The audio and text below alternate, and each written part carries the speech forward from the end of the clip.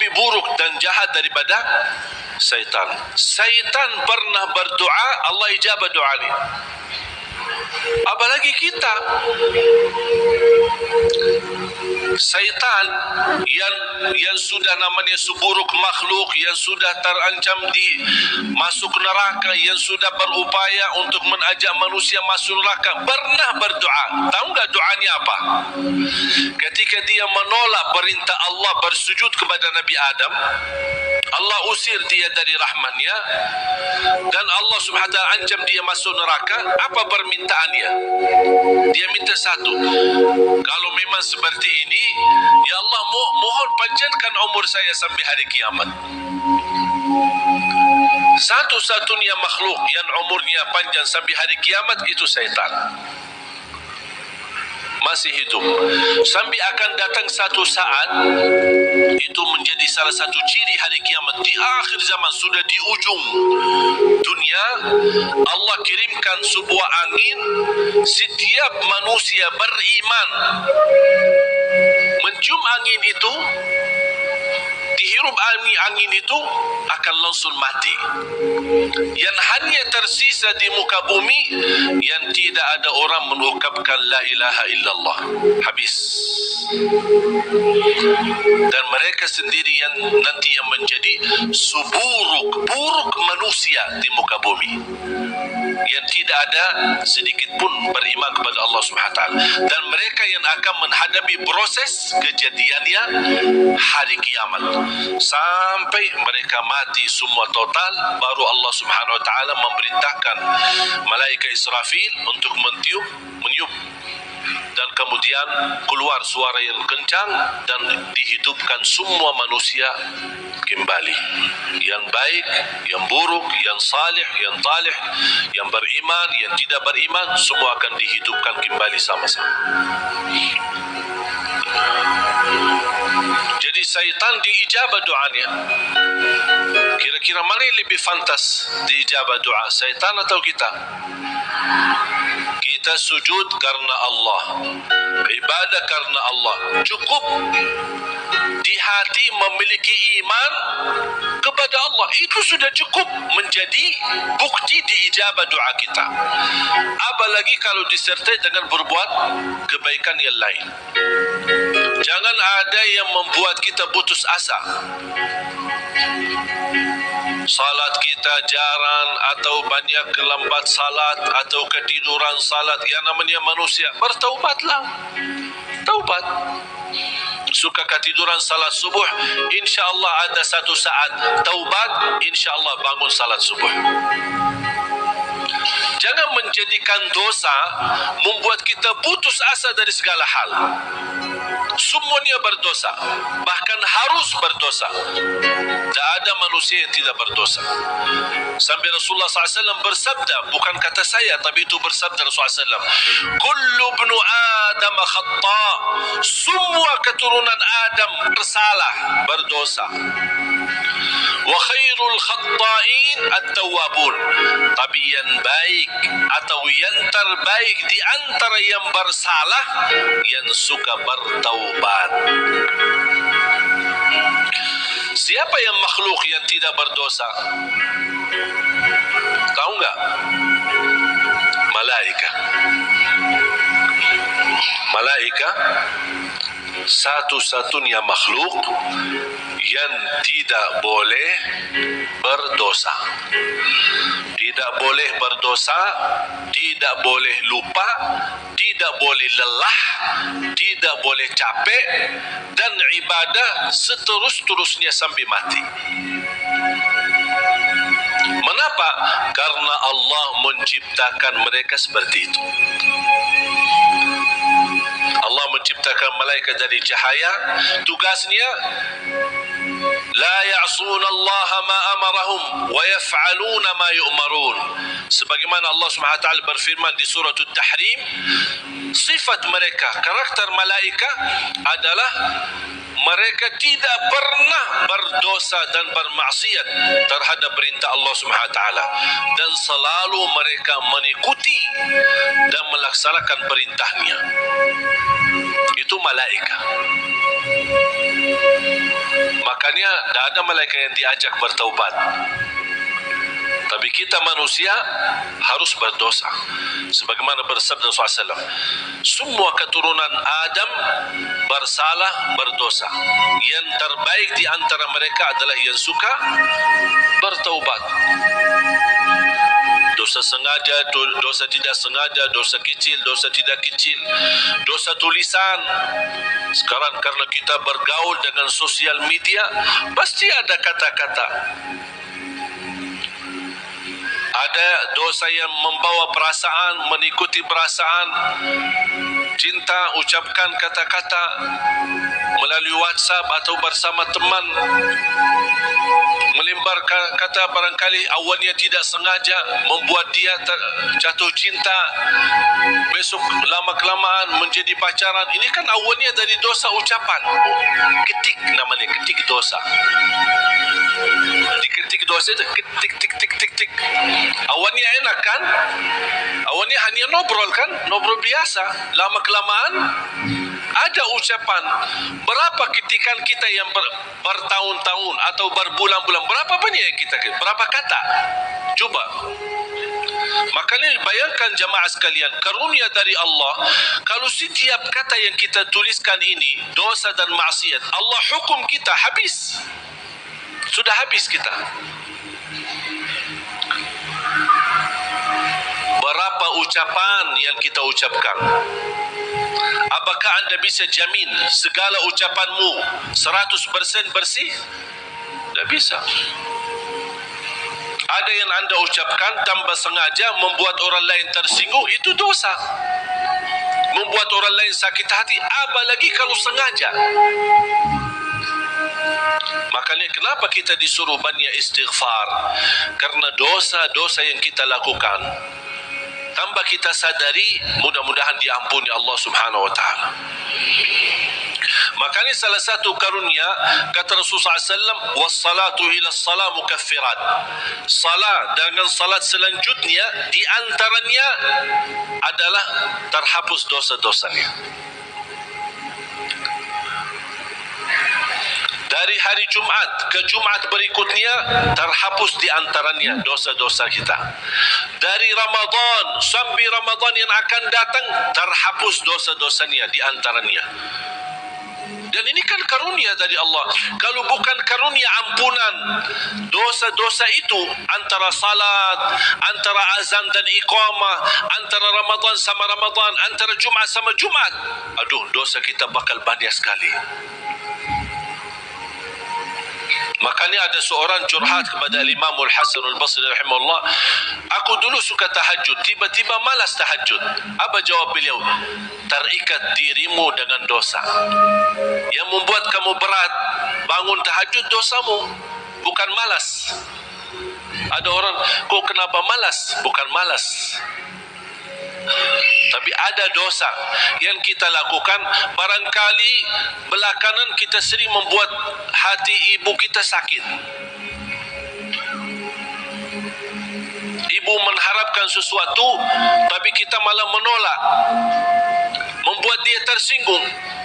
Di saat kita duduk bersama ibu, kita tidak merasa hatinya tersinggung.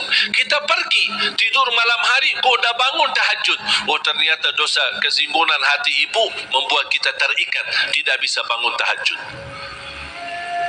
Apalagi dosa yang sengaja kita lakukan. Jadi ketika kita merasa kekurangan ibadah, segera bertaubat dan istighfar. Karena kekurangan ibadah bukan karena malasmu, bukan karena merasa diri sudah bosan beribadah, tidak. Pasti ada dosa. Harus bertanya diri, dosa apa yang saya lakukan sampai saya begitu malas ibadah? Dosa apa yang saya lakukan sampai sudah berubah sifat saya? Dulu saya suka salat di masjid, kok kenapa sekarang tidak suka ke masjid? Ada apa? Itu saking bahayanya dosa, sangat pengaruh dalam kehidupan kita. Makanya kalau kita terus beristighfar, selalu beristighfar, jangankan kita beristighfar karena dosa maksiat, beribadah saja kita butuh istighfar. Contoh, habis salat, Assalamualaikum warahmatullahi, Assalamualaikum warahmatullahi, terus Astaghfirullah. Kenapa? Apakah kita berbuat dosa? Apa itu salat dosa? Tidak, salat itu kebaikan. Tapi kenapa kita diminta habis selesai salat beristighfar? Seandainya ada kekurangan dalam salat kita, pasti kurang khusyuk, kurang ikhlas, banyak kekurangan dalam salat kita. Ya Allah, mohon diampuni dengan istighfar. Maka Rasulullah SAW sebagaimana diceritakan suka beristighfar dalam sehari lebih dari 70 kali. Ada satu riwayat 100 kali beristighfar. Bahkan kata Abdullah bin Umar radhiyallahu anhuma, saya duduk satu majlis sama Rasul, saya suka mendengar bisikan Rasul beristighfar, Rabbighfirli wa tub alayya innaka antat tawwabul ghafur. Rabbi ghfirli wa tub alayya innaka antat tawwabul ghafur. Ada satu riwayat, Rabbi ghfirli wa tub alayya innaka antat tawwabur rahim.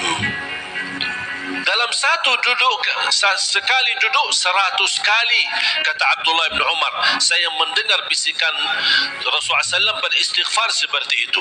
Rabbi ghfirli wa tub alayya innaka antat tawwabul ghafur. Sudah hafal belum? Coba. Rabbi ghfirli wa tub alayya innaka antat tawwabul ghafur. Memohon ampun, mohon diijabah dan diterima taubatnya. Allah Subhanahu wa taala Maha penerima taubat dan Maha pengampun. Bapak Ibu jamaah sekalian dimuliakan Allah Subhanahu wa taala. Kembali lagi semua berdoa. Jangan ada yang ragu-ragu terhadap doanya. Dan ingat, doa kita pasti diijabah walaupun proses melalui 3 hal. Doa pasti diijabah walaupun proses melalui 3 hal. Yang pertama, diijabah doa kita menolak takdir yang buruk, menghilangkan takdir yang buruk. Contoh, kita memohon, ya Allah kasih aku jodoh, tapi jodohnya belum datang. Ternyata dalam takdir, karena kita sering berdoa meminta sesuatu, Allah sudah ijabah, tapi Allah memilih daripada memberi jodoh, ada yang lebih daripada itu. Apa? Ternyata ada takdir yang jauh lebih buruk daripada jodoh yang kita minta. Makanya Allah geserkan takdir buruk itu karena doa kita. Turunnya bala, turun bala dari langit. Bala turun dari langit. Doa naik dari bumi, dari kita. Pas di udara bertemu, bala sama doa berantem. Berkelahi antara doa sama bala. Yang kalah siapa? Bala, dan doa naik. Artinya bala tidak jadi turun. Itu saking kuatnya dan berkahnya doa kita. Berarti doa pasti diijabah. Proses pertama, doa yang kita minta Allah belum ijabah secara langsung sesuai permintaan, tapi Allah menolak sebuah bala yang kita tidak tahu. Misal, tertulis dalam takdir kita hari ini akan kena kecelakaan motor. Tapi ternyata doa kita tidak pernah bilang, ya Allah selamatkan saya dari kecelakaan motor misalnya. Kita tidak berdoa seperti itu. Tapi karena Allah melihat dalam takdir ada bala yang akan turun hari ini, tapi karena kita suka berdoa, Allah memilih mana yang baik. Allah yang lebih tahu mana yang baik. Apakah ijabah sesuai permintaan atau Allah memberi penggantinya yang lebih baik. Ternyata penggantinya yang lebih baik, Allah memilih tolak bala. Allah bisa saja kasih jodohnya, tapi karena kecelakaan motor. Nanti merasa nyesal. Aduh, baru sudah nikah atau ketemu jodohnya, malah dirawat di rumah sakit. Kesal nggak? Merasa, aduh gimana gitu. Makanya percaya jemaah sekalian, pilihan Allah itulah yang terbaik. Ada orang minta sama saya, boleh nggak saya berdoa? Saya suka sama seorang misal. Saya jatuh cinta sama dia. Boleh nggak saya berdoa, ya Allah aku minta dia, si fulanah itu, si ini dia. Boleh nggak saya berdoa seperti itu? Saya jawab apa? Kira-kira jawab apa? Boleh saja. Tapi saya usulkan, serahkan aja kepada Allah. Dan apa? Ya Allah, kalau memang dia baik bagi saya, mudahkan. Kalau tidak baik, ganti yang lebih baik. Tapi gimana aku jatuh cinta sama dia? Itu beda urusan.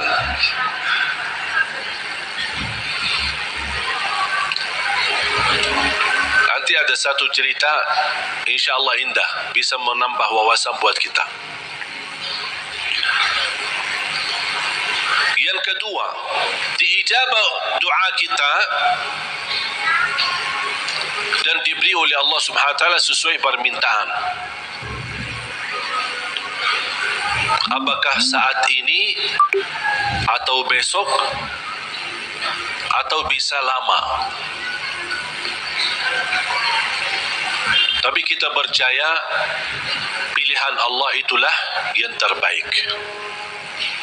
Yang ketiga, doa yang kita minta atau yang kita selama ini bermunajat, ternyata bala masih terus menimpa kita. Musibah kita terus ketemu. Selesai satu masalah, tambah lagi masalah. Kemudian permintaan yang kita minta juga belum ketemu. Saya minta kerjaan yang bagus, belum ketemu. Saya sudah berusaha melamar kerja sana sini, belum ada. Terus mana doa aku selama ini mana? Ternyata yang ketiga, jatuh ni yang di ketiga. Yang ketiga apa? Allah simpan doa kita buat di akhirat. Berarti tidak ada yang hilang di sisi Allah. Kalau tidak tertolak bala, tidak diijabah sesuai permintaan, berarti yakini disimpan di akhirat. Sahabat dan orang salih lebih suka doanya selama di dunia disimpan buat akhirat, karena di akhirat bakal lebih butuh bantuan dan pertolongan Allah dan berkat doa kita.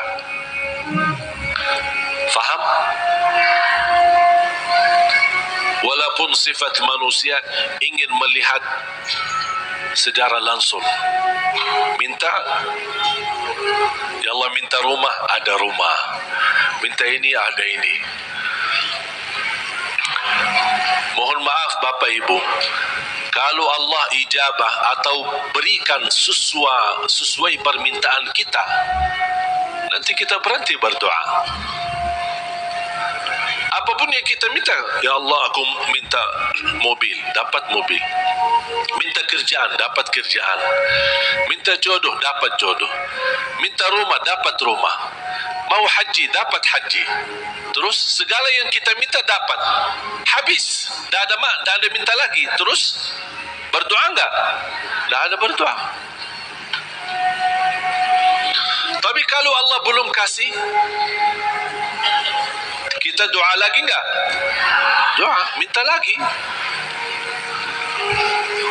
Coba kata Umar bin Khattab, ketika anda berdoa jadi seperti anak kecil. Anak kecil kalau dia minta sama ibunya gimana? Nangis enggak? Berhenti nangis sebelum dikasih? Belum kan? Dia nangis sampai begitu dikasih gimana? Berhenti nggak nangisnya? Anda harus seperti itu. Doa, nangis. Ya Allah belum kasih, aku nangis lagi dong. Belum dikasih, nangis lagi. Sampai Allah berkenan kasih. Dan ini sebenarnya bukan tujuannya Allah kasih atau tidak. Tapi ingat, titisan air mata ini yang menangis karena Allah akan selamatkanmu dari siksa neraka Jahannam. Rasulullah SAW bersabda, وعين بكت من خشية الله حرمها الله على النار لا تمسها النار. Barang siapa yang menangis karena Allah, akan Allah haramkan jasadnya disuntuh oleh neraka Jahannam. Berarti kita tidak rugi, tidak ada rugi. Biarpun tidak diijabah, ternyata titisan air mata berharga, bisa menjaminkan kita selamat dari siksa neraka Jahannam. Mau apa lagi? Nangis dia berharga, doanya pasti diijabah, dan cukup dari doa kita sudah membuat ibadah atau membawa sebuah ibadah yang dicintai Allah, karena Allah suka bisikan hamba. Apalagi kalau lama dah berdoa, Allah merindukan suara doanya kita. Apalagi doa yang tulus dan ikhlas. Makanya kadang-kadang kalau kita tidak diberi doa atau tidak beri permintaan atau tidak beri permohonan kita, terus kita berdoa terus sampai diuji, sampai di macam-macam, sampai kita merasa sudah tertekan, tidak kuat. Kira-kira bisikan doa kita seperti apa nanti? Dalam keadaan doa, dalam keadaan susah atau senang? Menurut saya doa dalam keadaan susah jauh lebih murni daripada doa dalam keadaan senang. Kalau dalam keadaan senang artinya ya biasa-biasa aja, dapat atau tidak dapat. Tapi coba kalau lagi stres, lagi pusing, lagi galau, gimana bisikan doa? Ya Allah, udah nangis duluan. Kata Allah, lama sekali. Makanya itu subhanallah, saya mengambil kesimpulan dari doa. Justru doa tanda Allah merindukan suara doa kita. Oleh karena itu jamaah sekalian, jangan berhenti berdoa. Terus berdoa. Nabi Yunus alaihissalam ketika tertahan di dalam perutnya ikan berlama-lama di bawah laut, dia tidak pernah berhenti dengan mengucapkan la ilaha illa anta subhanaka inni kuntu minadh zalimin. Kata Imam Ibn Al-Qayyim rahimahullah, barang siapa yang membaca doa ini dengan sepenuh keyakinan, pasti diijabah oleh Allah hajatnya. Karena Allah habis doa ini, apa kata Allah? Fastajabna lah, kami terima dan menijabah doanya. La ilaha illa anta subhanaka inni kuntu minadh zalimin. Oleh kerana itu kembali lagi, doa kita diijabah atau tidak? Saya bertanya, doa kita diijabah atau tidak? Diijabah, yakin? Terus berdoa. Dalam keadaan apapun selalu kita berdoa. Apalagi dalam keadaan susah yang kita yakini tidak ada Tuhan yang bantu kita, tidak ada makhluk yang bisa menolong kita, tidak ada sesuatu yang bisa mengangkat segala musibah dan bala yang kita hadapi, hanya Allah subhanahu wa ta'ala. Apalagi dalam sujud, sempatkan dalam sujud, karena Rasulullah SAW bersabda, aqrabu ma yakunu al-'abdu ila rabbi wa huwa sajid. Hamba ketika dalam keadaan sujud, posisinya sangat dekat kepada Allah. Makanya di akhir hadis Rasulullah SAW bersabda, fa'akthiru minad du'a, barbanyalah doa. bisa menikmati doa insyaAllah mulai hari ini? Doa menurut saya sesuatu hubungan yang sangat indah sama Allah. Apalagi kalau bisa berdoa dengan cara curhat. Bisa enggak curhat sama Allah? Kalau lagi galau suka curhat enggak? Sering saya terima, Ustaz, boleh curhat enggak? Terus saya bilang apa ya? Boleh atau tidak? Saya bertanya, sudah curhat sama Allah belum? Dia bilang belum. Mau sama Ustaz dulu katanya. Ada saja. Belajar bagaimana bisa curhat. Sungguh kalau kita sudah biasa curhat sama Allah, tak bakal curhat sama manusia. Jadi ketika berdoa, jangan hanya minta, ya Allah tolonglah, tolonglah ya Allah, ampunilah. Jangan hanya suka minta, cerita. Bisa enggak anda cerita? Allah kan lebih tahu. Allah tahu segala sesuatu. Tapi salah apa kalau saya cerita? Apa yang terjadi hari ini? Ya Allah, aku sudah niat baik, niat tulus, dan saya pergi ke sana malah seperti ini, dicaci maki, dihina, malah dianggap, dan suuzan, buruk sangka. Habis gimana ya Allah? Cerita, curhat, seperti meminta solusi dari Allah Subhanahu Wa Taala. Kalau belum merasa ada jalan, wallahi akan merasa nikmat. Cukup anda bisa nikmat bersama Allah Subhanahu Wa Taala. Sebagaimana Nabi Yaqub ketika kehilangan anaknya, ada dia berkata apa? Qala innama ashku bathi wa huzni ila Allah. Aku hanya mampu curhat kepada Allah Subhanahu Wa Taala. Aku ingin cerita, padahal Allah tahu apa yang terjadi, tapi dia ingin cerita lagi sama Allah Subhanahu Wa Taala. Ungkapkan cerita ini kepada Allah, itu sudah merasa diri dan membuat hati kita tenang. Kembali kepada hidayah, dan saya tutupi cerita. Jadi hidayah yang pertama, hidayah dalalah wa irsyad. Seperti tugas para nabi dan rasul dan ulama pendakwah, dan anda semua bisa membagi hidayah irsyad, memberitahu ke orang lain lewat SMS, lewat WhatsApp, lewat apa saja yang kita mampu secara langsung. Yang kedua adalah hidayah taufiq. Hidayah taufiq. Habis kita dapat hidayah irsyad, habis kita sudah tahu, habis kita belajar, angkat tanganmu, ya Allah, berilah kepada diri aku, berikan kepada kami semua hidayah taufiqmu, agar ilmu yang saya belajari bisa saya amalkan, bisa menjadi saksi baik, bisa membuat saya lebih baik, bisa merubah saya menjadi lebih baik, bisa menjadi mulia di mata manusia dan mulia di matamu ya Allah. Itu namanya hidayah taufiq. Itu yang dimaksud ihdinas siratal mustaqim. Makanya ketika kita sudah membaca Al-Fatihah dan setelah memuji Allah Subhanahu Wa Taala, kita meminta hidayah taufik dari Allah Subhanahu Wa Taala, meminta petunjuk dalam segala hal. Dalam rumah tangga kita mohon hidayah taufik. Istri urus suami, minta hidayah taufik. Suami menurusi dan melayani istrinya, minta hidayah taufik. Dua-duanya melayani anaknya dan mendidik anaknya, minta hidayah taufik, supaya terbangun rumah tangga sakinah mawaddah rahmah.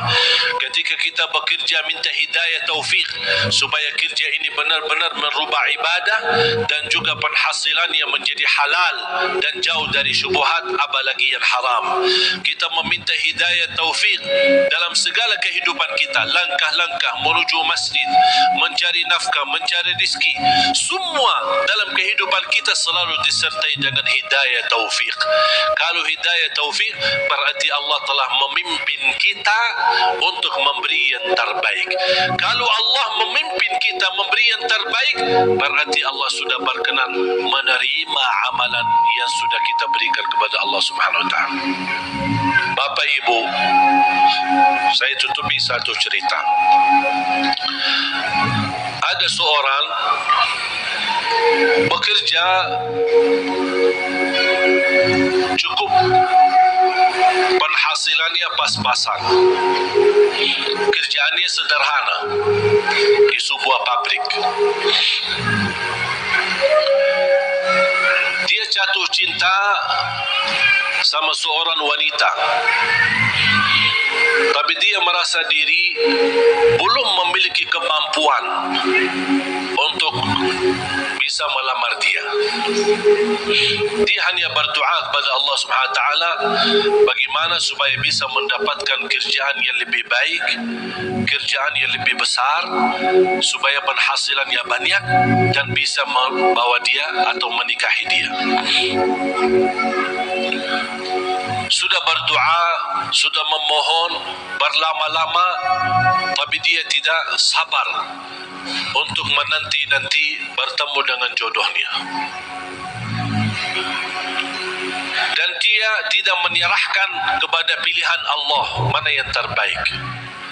Ternyata dia sendiri dengan merasa diri hebat untuk mencari solusi sendiri.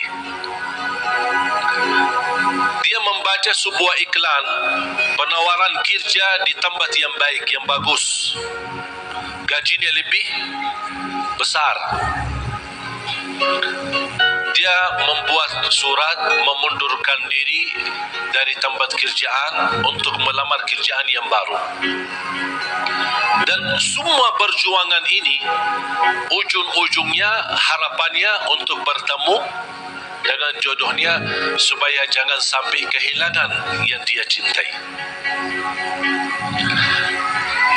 Dalam perusahaan itu ketika dia memundurkan diri, kata pemilik perusahaan, karena orangnya luar biasa, kerja rapi, tertib, bagus. Kenapa kamu mundurkan diri? Saya dapat kerjaan di tempat lain yang lebih bagus. Sampai ditawarkan kenaikan gaji walaupun tidak sebanyak perusahaan baru, tapi tetap dia mengambil keputusan mundurkan diri. Dia mundurkan diri dengan harapan mudah-mudahan diterima di tempat kerjaan yang baru. Dalam perjalanan lewati lampu merah, di lampu merah berikutnya ada melanggar lampu merahnya dan menabrak mobilnya karena kecelakaan. Akibat kecelakaan itu lumpuh kakinya, masuk ke rumah sakit. Dari hasil kecelakaan ini dia kehilangan kerja yang lama, kehilangan kerja yang baru, hilang dua-duanya. Berharap selama dia di rumah sakit barangkali si perempuan yang selama ini dia cintai bisa datang. Ternyata berhari-hari tidak pernah datang. Di SMS tidak dibalas, di telepon tidak diangkat. Tapi dia tidak pernah putus asa karena masih cinta sama dia. Habis dia berupaya dan bekerja keras dari rumah sakit, akhirnya datang yang menjadi harapan dia, calon istrinya. Melihat keadaannya sudah tidak ada kaki, dalam keadaan tidak bisa bergerak, tidak bisa berbuat apa-apa. Datang melihat keadaannya, si calon istrinya ikut sedih, tapi tidak berbanyak bicara. Kemudian dia meninggalkan rumah sakit dia dan dia SMS kepada si laki, mohon maaf, barangkali kita bukan jodoh. Soalnya ada seorang yang datang ke rumah bapa melamar saya. Bertambah sakit. Sakit kaki ditambah sakit hati. Yang menabrak dia ketika kecelakaan ternyata seorang perempuan cantik dan dari keluarga yang kaya. Dan subhanallah, karena si perempuan ini merasa diri bersalah, selama di rumah sakit si perempuan ini terus melayani dengan ikhlas dan tulus. Tapi si laki ini masih hatinya ke si perempuan itu. Sampai alhamdulillah selesai dirawat di rumah sakit, dipindahkan ke rumahnya. Pas sampai ke rumahnya, masih si perempuan cantik itu suka datang ke rumahnya melayani, dan ada ibunya juga, ibu si laki itu. Lama kelamaan sudah mulai terbawa hati dan perasaan. Tapi dia merasa malu. Wanita ini cantik, dari keluarga yang kaya, aku orang susah. Dulunya aku bekerja aja pas-pasan, apalagi sekarang tidak ada kerja. Dalam keadaan kalau saya bicara sama dia, kira-kira mau enggak sama aku? Dia masih belum meyakinkan. Dia hanya menyerahkan kepada Allah Subhanahu wa taala. Ketika satu saat pagi hari, dia sudah merasa setiap pagi menunggu si perempuan datang, karena dia suka rutin, ikhlas, tulus untuk datang melayani. Di pagi hari menunggu datang si perempuan, seperti biasa bikinin teh, terus datang siapin sarapan. Walaupun ibunya ada, tapi dia sudah merasa diri bersalah, ingin membalas, ingin berbuat sesuatu. Dan langsung perempuan berkata, aku ingin sampaikan sesuatu, boleh? Kata si laki, saya juga ingin menyampaikan sesuatu, tapi tak apa-apa, kamu duluan. Langsung si perempuan dengan keberanian dia berkata, mau enggak berkenan saya jadi istrimu? Sama dengan harapan dia. Dia langsung kaget, seperti perasaan yang sama, keinginan yang sama, hati yang sama. Tapi langsung kata beliau, apa yang saya bisa berikan? Saya orang biasa, orang miskin, dalam keadaan begini, tidak bisa bekerja. Langsung perempuan ini, jangan fikirkan soal kerjaan. Ayah saya seorang pemilik perusahaan besar, saya bisa mendapatkan kerjaan di tempat ayah saya. Langsung kata dia, bagaimana aku bisa bekerja dalam keadaan begini? Kerjaan kamu mudah di kantor, tidak perlu di lapangan. Jadi dapat kerjaan yang jauh lebih enak, gaji lebih besar, dengan istri yang lebih cantik. Gimana si wanita itu?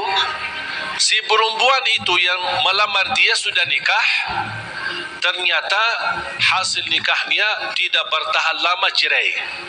Kenapa cerai? Karena tidak bisa punya keturunan. Sedangkan si laki yang kena kecelakaan, dia ingin nikahi perempuan itu karena ingin mendapatkan keturunan, karena dia suka sama anak-anak.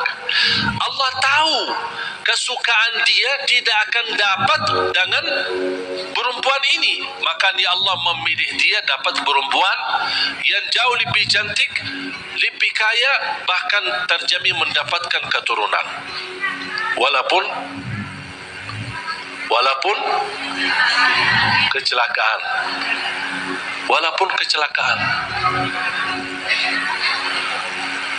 Bisa enggak faham dari cerita ini? Pilihan Allah itulah yang terbaik. Walaupun karena kecelakaan. Artinya apa? Orang kecelakaan atau tidak kecelakaan, yakini pilihan Allah itulah yang terbaik. Makanya saya usulkan, kalau anda berdoa meminta sesuatu, disertai doamu dengan kata, ya Allah, kalau memang ini yang baik, mudahkan. Kalau ya Allah melihat ada yang lebih baik, berilah yang terbaik. Soal lamar kerja, soal jodoh, soal belajar, siswa di sini atau di luar negeri, dimanapun, apapun langkah yang anda ingin ambil keputusan, minta sama Allah, ya Allah, kalau memang keputusan saya ini itulah yang terbaik, mudahkan. Kalau tidak baik, ya Allah, pilihlah yang, tunjukkanlah kepada saya yang lebih baik. Percaya, Allah tidak ingin membuat kita susah. Makanya jangan kita membuat diri susah. Allah akan memberi yang terbaik walaupun prosesnya lewat ujian. Walaupun prosesnya melalui ujian. Karena bisa jadi melalui ujian anda bisa menjadi jauh lebih mulia dan jauh lebih terkabul hajat sesuai pilihan Allah Subhanahu wa taala. Saya tidak milih datang ke Indonesia. Bahkan tidak pernah berdoa, ya Allah bawa saya ke Indonesia. Dan tidak pernah menjadi cita-cita saya untuk ke Indonesia. Tapi saya yakini apa yang Allah pilihkan buat saya nikmati, saya juga memberi yang terbaik karena Allah Subhanahu wa taala. Makanya di mana Allah tempatkanmu, di mana Allah posisikanmu, berilah yang terbaik lillahi ta'ala, menjadi pertama tanda syukur kita atas posisi kita, dan mudah-mudahan itulah yang menjadi pilihan Allah. Kalau itu yang menjadi pilihan Allah, berarti percayalah itulah yang terbaik. Faham? Mohon maaf Bapak Ibu, cerita yang saya ceritakan jangan cari dalam Quran ya. Tak ada ya.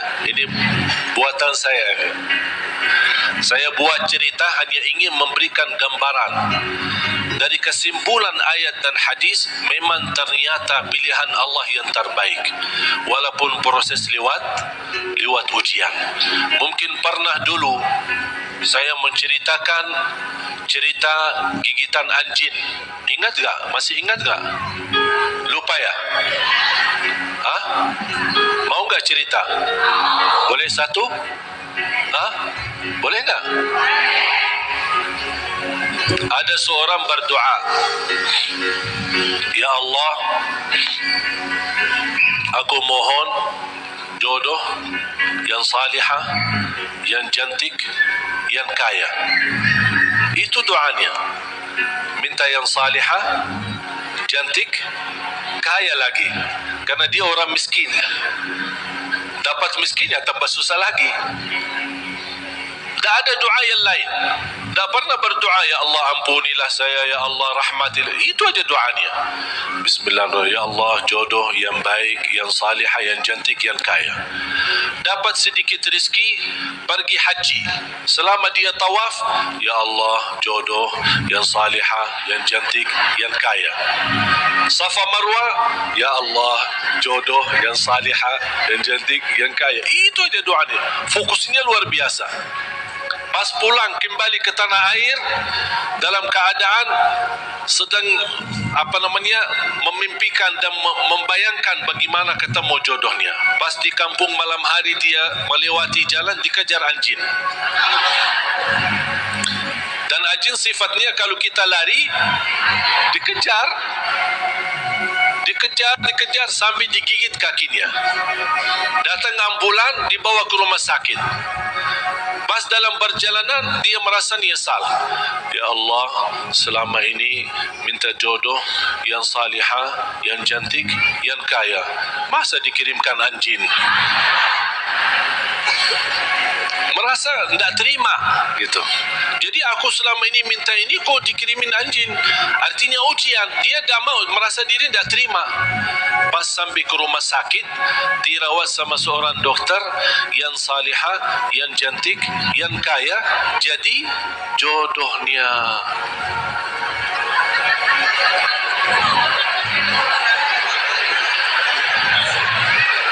berarti Allah sudah ijabah kan? Tapi kata Allah, soalnya dia selama ini kan sehat, tidak pernah sakit.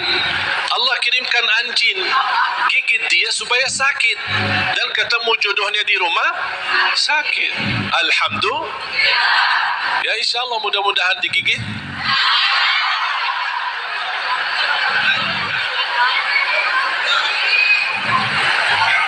Makanya subhanallah jemaah sekalian, wallahi percayalah sama Allah. Percayalah sama Allah.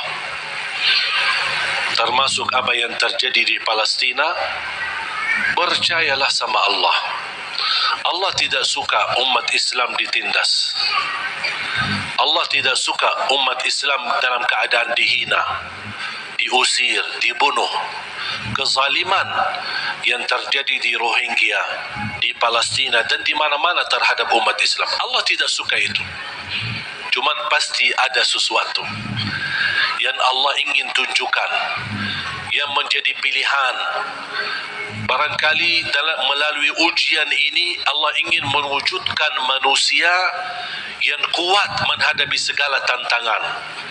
Dan juga salah satu hikmah, Allah ingin menunjukkan kepada dunia bagaimana kekuatan kebersamaan umat Islam. Dan alhamdulillah, menurut saya apa yang terjadi dari hasil diumumkan Al-Quds menjadi ibu kota Israel justru memang nampaknya ujian, tapi bagi saya nikmat, karena dari situ umat Islam mulai bersatu. Tidak pernah tergerak semua dunia, jangankan yang muslim, non-muslim pun tergerak. Semuanya turun di lapangan untuk menunjukkan kepada dunia kami menolak proses ini. Dan inilah salah satu hikmah yang Allah ingin tunjukkan kepada manusia dan kepada musuh Islam, bagaimana kebersamaan kita, kepedulian kita. Walaupun kita memang tidak bisa membantu banyak untuk saudara kita Palestina, tapi upaya kita, sedekah kita, infak kita, doa kita dan rasa kepedulian kita mudah-mudahan menjadi tanda saksi baik. Ya Allah, itulah yang kami bisa berikan. Kami tidak bisa merubahkan keputusan, tapi kami bisa menunjukkan perasaan dan bisa menunjukkan yang baik dalam doa dan kekuatan kita, karena kekuatan kita adalah kebersamaan. Kalau kita bersatu, baru musuh Islam mulai memfikirkan jangan bermain-main lagi terhadap umat Islam. Makanya mari kita sama-sama menjaga kebersamaan kita. Tinggalkan perbedaan. Jangan kita membuat perbedaan menjadi perpecahan. Jadi perbedaan di antara kita adalah kekayaan ilmu yang bisa kita sama-sama menghormati dan sama-sama menjaga. Bukan sama-sama menjatuhkan dan sama-sama menjelekkan. Mari kita sama menjaga kebersamaan kita. Rapatkan saf kita untuk menunjukkan bukan kepada manusia, tapi kepada Allah Subhanahu wa ta'ala rasa kepedulian, rasa cinta bersama sesama muslim, sesama manusia yang sedang dihina, sedang ditindas, sedang dizalimi di saudara kita di negeri Palestina. Mari kita sama-sama dan kita menghebohkan dan mengajak semua untuk mengikuti aksi bela Palestina yang insyaAllah hari Ahad besok tanggal 17. Yang merasa diri tidak mau ikut, itu terserah, itu pilihanmu dan itu keputusanmu. Tapi jangan membuat orang lain yang ingin mengikuti aksi bela Palestina, anda mengungkapkan kata-kata yang bisa menghilangkan perasaan semangat bagi mereka. Kalau tidak bisa ikut, terserah. Kalau tidak bisa bicara yang baik, lebih baik diam. Setuju? Makanya jemaah sekalian, saya baru saja kemarin datang dari sana. Dan alhamdulillah dapat karunia yang tidak terduga. Ketika saya bertemu Imam Masjidul Aqsa di sana, dan habis makan siang hari Jumat, habis Jumat diajak beliau ke rumahnya, kemudian duduk lama ngobrol, kemudian salat asar bersama, kembali lagi ke rumahnya sambil menyambut tamu-tamu yang datang dari Turki, dari Inggris, dari Perancis, dari mana-mana. Subhanallah, banyak tamu yang datang dan masing-masing membawa sumbangan untuk saudara kita dan untuk Masjidul Aqsa. Pas maghrib beliau juga ajak ke masjid, dan tanpa memberitahu, habis selesai iqamat beliau dorong saya untuk ke mihrab dan menjadi imam di Masjid Qubbatus Sakhra di tempat mi'rajnya Nabi Muhammad sallallahu alaihi wasallam.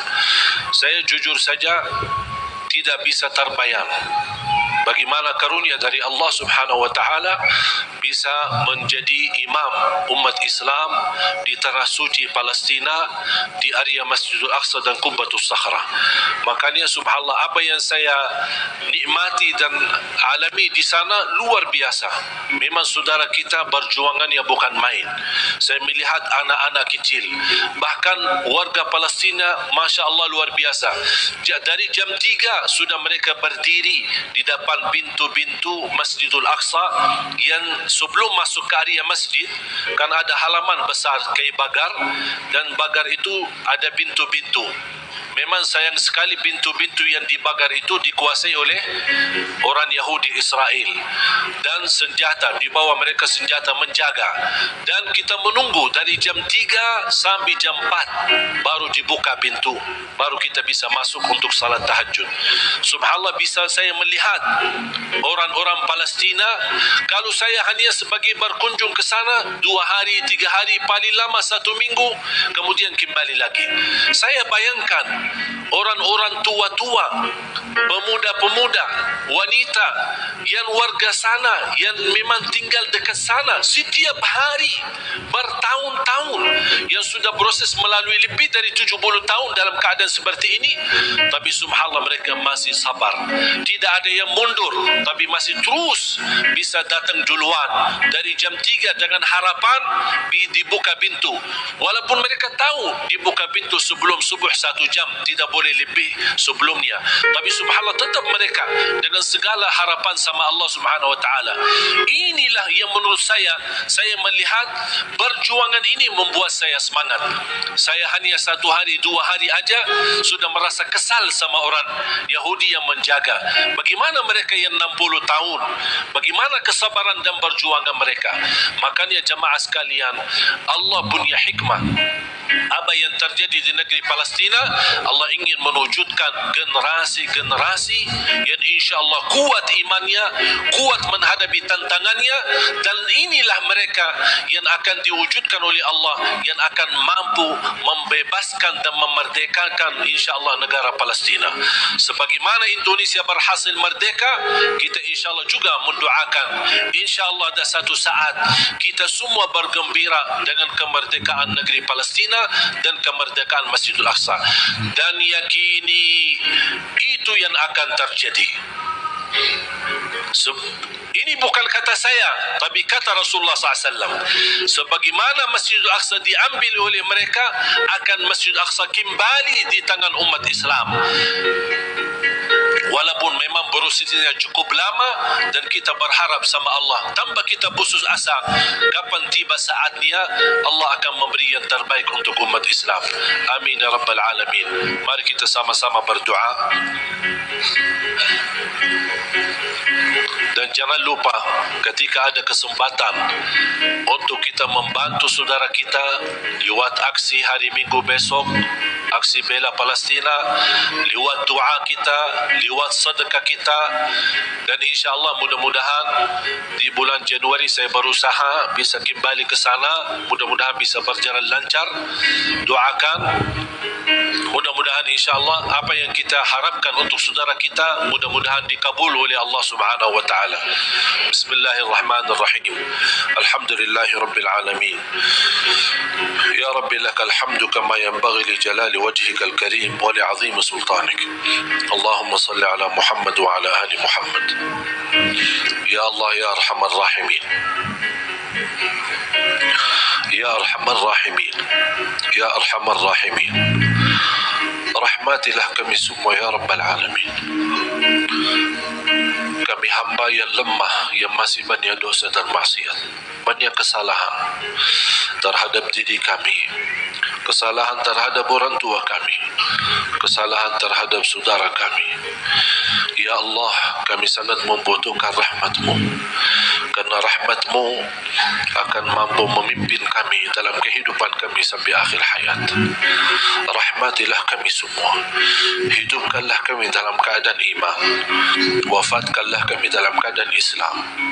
Jadikan kami bersama hamba-hamba-Mu yang salih-salihah. Ya Allah, doa kami untuk saudara kami di Palestina.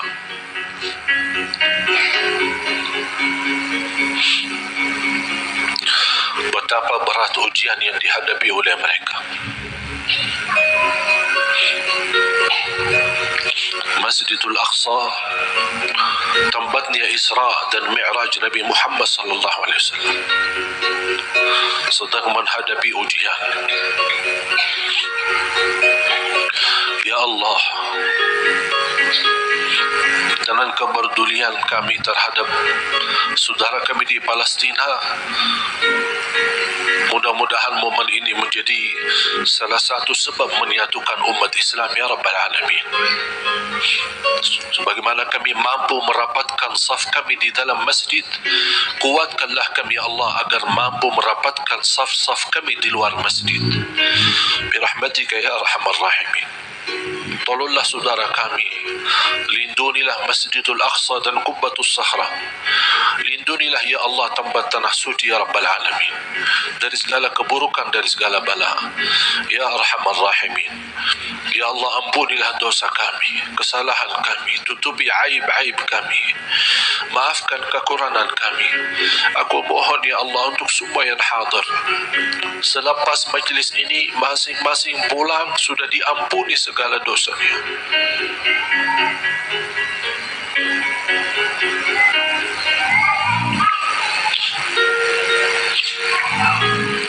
Disucikan hatinya, dibersihkan jiwanya, diselamatkan setiap langkah-langkahnya, terkabul segala keinginannya dan doanya.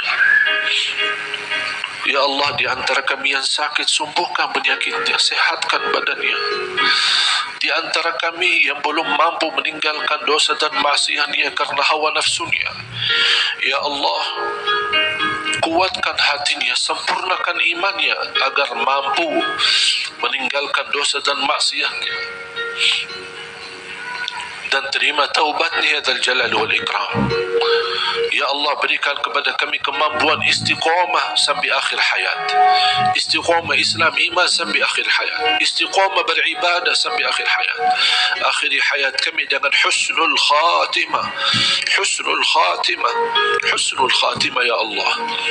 اغفر لنا ولوالدينا وارحمهم كما ربونا صغارا واغفر لجميع المسلمين والمسلمات والمؤمنين والمؤمنات الأحياء منهم والأموات.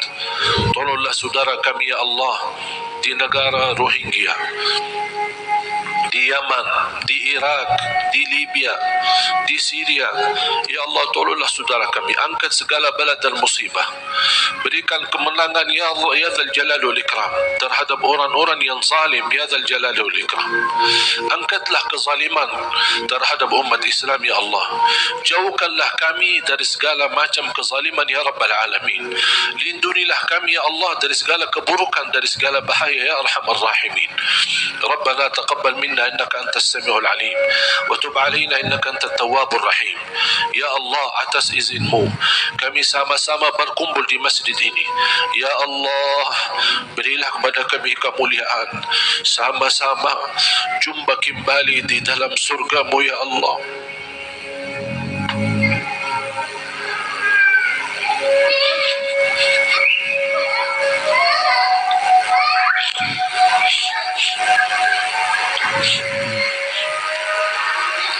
Berikan kepada kami kemuliaan, sama-sama bertemu kembali di dalam surga-Mu ya Allah bersama Nabi Muhammad sallallahu alaihi wasallam.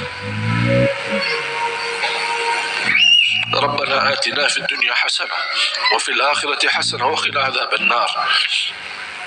وصلى الله على سيدنا ونبينا محمد وعلى آله وصحبه وبارك وسلم. سبحان ربك رب العزة عما يصفون وسلام على المرسلين والحمد لله رب العالمين.